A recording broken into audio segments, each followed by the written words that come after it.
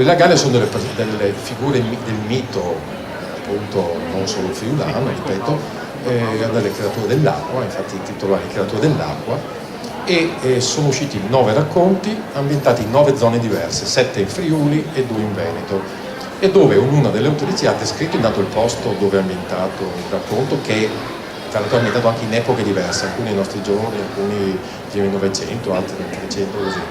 E quindi erano abbastanza liberi di fare quello che volevano. E quindi se voi dopo con il libro andate nei posti che sono descritti nel libro, potete vedere effettivamente. L'unica cosa che mi rimaneva ancora non espressa era di parlare dell'altro aspetto delle agane, cioè dell'aspetto funebre, dell'aspetto delle agane come tessitrici di lenzuola funebri, e che hanno anche un aspetto parimenti legato ovviamente a questa loro funzione mortuaria, di non essere belle, ma di essere affascinanti e seduttive, ma di essere perturbanti, di essere brutte, di avere i seni cadenti, di avere le mani artigliate, quindi con caratteristiche ferine. Maria Beocchia incontra una gana di questo tipo sul greto del fiume Lumiei in Secca, perché effettivamente nel 1700 la zona del Tagliamento e Lumiei, che è un affluente del Tagliamento, avevano subito una drammatica siccità e quindi mancava l'acqua, e quindi se a una gana manca l'acqua lei ne risente e incontra questa gana funebre sul greto del fiume, e la gana, non vi dico di più perché altrimenti poi vi svelo la storia, le fa un regalo.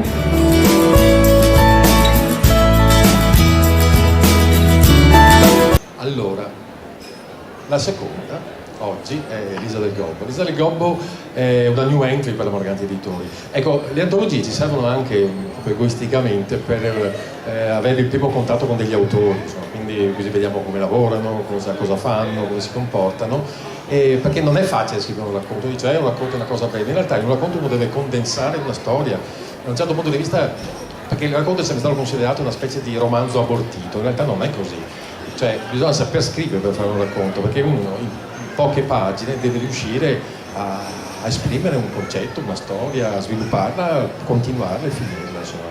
E quindi abbiamo visto, ecco, francamente, delle 3 antologie, quelle quest'anno è la più bella, lo dico proprio perché sono fermamente convinto, perché le autrici sono state tutte bravissime, cioè, quindi io spero che tutte le new entry diventino dopo delle long entry, non so come si dice, insomma.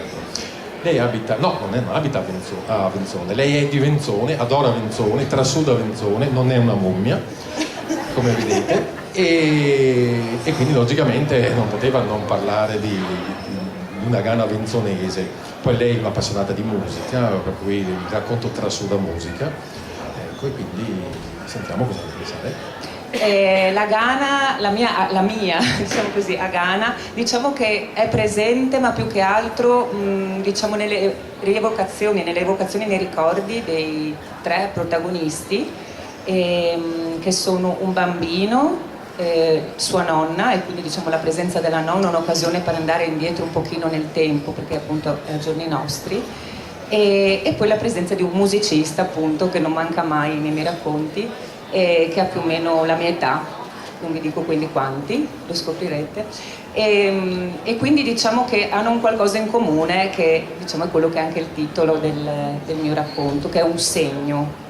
E quindi appunto la gana, che è una gana, come ha anticipato anche Stefania, a differenza magari di quella che lei ha scelto, una gana che affascina, però diciamo anche ha questa caratteristica fisica che secondo appunto alcune immagini tradizionali queste creature hanno, che sono le zampe palmate rivolte all'indietro, che dovrebbe essere, tra le varie interpretazioni, questo andare all'indietro sia per riuscire a non lasciare le proprie tracce, non farsi inseguire dagli uomini, sia perché c'è sempre un legame appunto con quello che c'è prima, quello che c'è dopo, quindi il mondo dei vivi e il mondo dei morti. Però anche nel mio caso ho voluto evidenziare di più un altro elemento della gana, che è il legame tra uomo e natura, che l'uomo ha perso.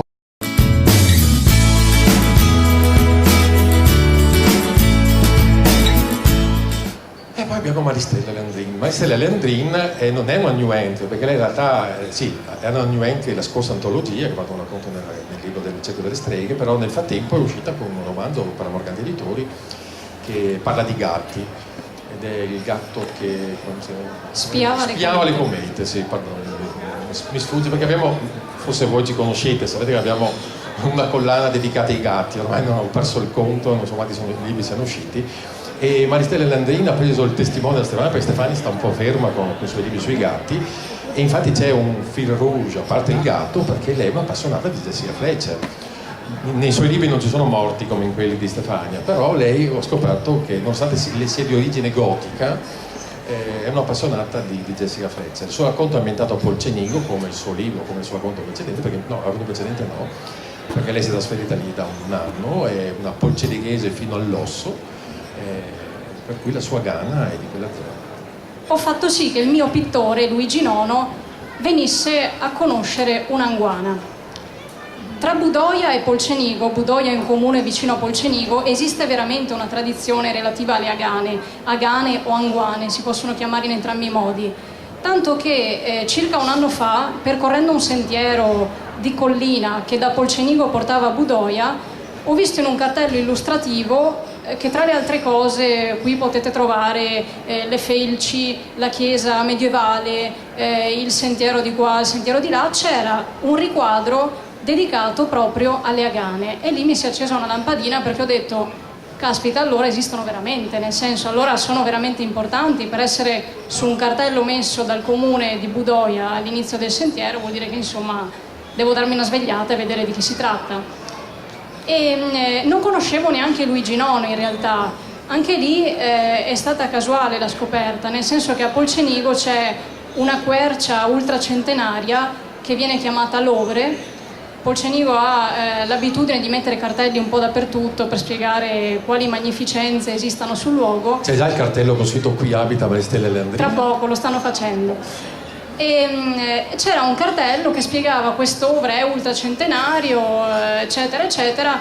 Il pittore Luigi Nono lo riprese in uno dei suoi dipinti e ho detto: ma chi è sto Luigi Nono? Sono andata a cercare Luigi Nono e ho scoperto che era un pittore abbastanza importante, nel senso che ha portato Polcenigo, ma per estensione il Friuli, fino a Parigi, Londra, un po' in tutta Europa, insomma, con i suoi dipinti che ritraevano i nostri posti e specialmente, soprattutto la morte. Lui ritraeva spesso la morte, che si trattasse della morte di bambini, molto frequente nei suoi dipinti, che si trattasse della morte di pulcini, di animali e via dicendo, ritraeva spesso la morte.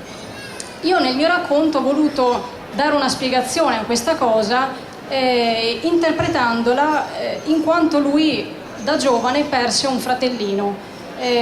Il suo fratello Iginio morì annegando nell'Ivenza, nel fiume Livenza. Il collegamento ormai era fatto dalla stessa storia, nel senso che ci fosse di mezzo un'anguana era abbastanza scontato. Il racconto quindi ruota un po' intorno a questo.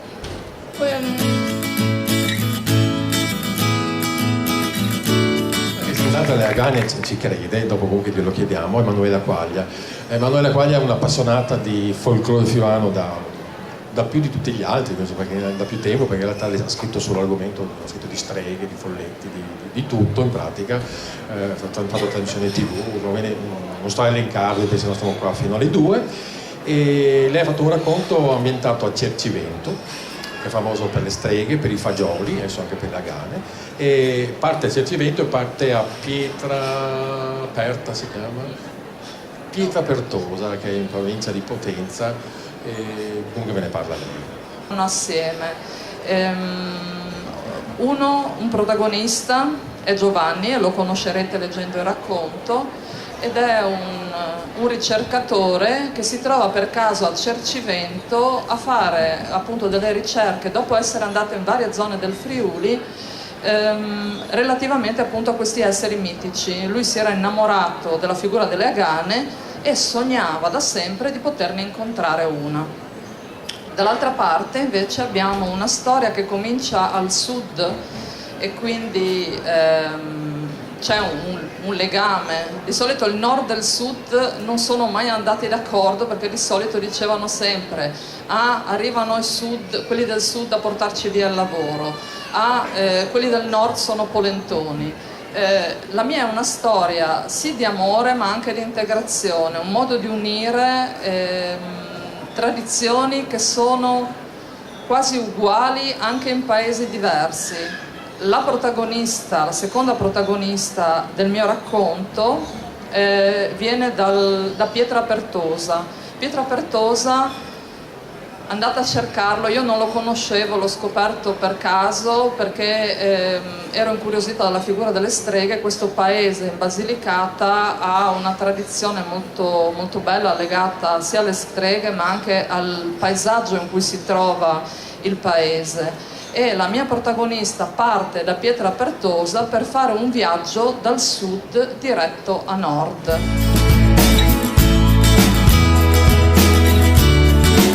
Trasferiamo in Veneto con Vania Russo. Vania Russo ha fatto un racconto sul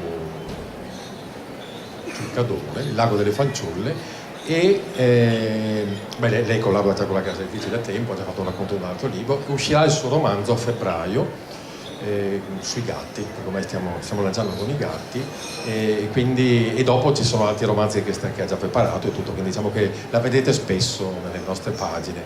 Niente, prego. Sono partita dal Piemonte perché il protagonista, che si chiama Ruggero Dalmasso, è un borghese, un giovane borghese. Siamo nel 1890, a non tantissimo dal Regno d'Italia, insomma dall'unità, e lui è in contrapposizione economica con la ricca nobiltà italiana, che però insomma è già in un periodo di decadenza.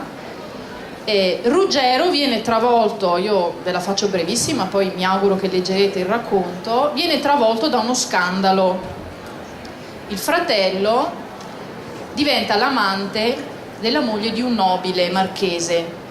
All'epoca, voi sapete, c'era il duello d'onore, o c'era la Mercede, per cui il marito tradito perdonava, oppure c'era il duello d'onore, che tra l'altro c'era fino a non tantissimo tempo fa in Italia, il duello d'onore. Poi si sono accorti i legislatori, hanno detto: ma c'è ancora il duello d'onore, cancella. Però c'era, soprattutto in Sicilia credo, ma non è per fare adesso regionalismo. Insomma, viene travolto da questo scandalo familiare, assiste al duello perché ovviamente il marito tradito, Carlo Fenoglio, il conte Carlo Fenoglio, chiede il duello d'onore. Il fratello verrà ucciso e Ruggero si ritroverà in una situazione di disonore per la sua famiglia. Ma nel contempo, la mattina del duello, incontra una bellissima ragazza di nome Elena, misteriosa, molto particolare, e posso solo dirvi che il racconto è la storia di un amore appassionato e di un'avventura che porterà quest'uomo a incontrare le Agane di Lagole.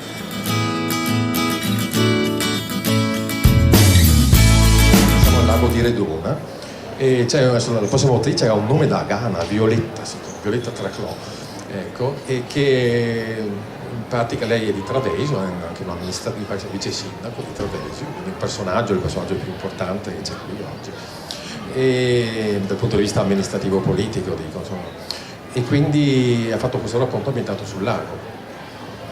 Il racconto si intitola Il richiamo. Il richiamo perché quando scrivo io parto sempre da un episodio che mi riguarda. In questo caso il ricordo risale a molti anni fa, quando ero piccolina, e un giorno i miei genitori mi hanno portato proprio nella località di Redona a vedere il lago. Io ricordo che abbiamo parcheggiato la macchina sulle rive, nel parcheggio davanti al lago, e io sono sfuggita dalla mano di mio papà e mi sono precipitata verso il lago. Che cosa è successo dopo?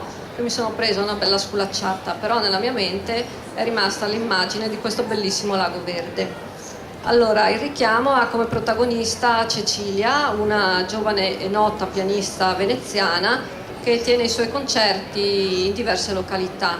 La particolarità dei suoi concerti è che mentre lei suona l'ultimo brano, succede qualcosa di strano. C'è sempre una persona che si sente male.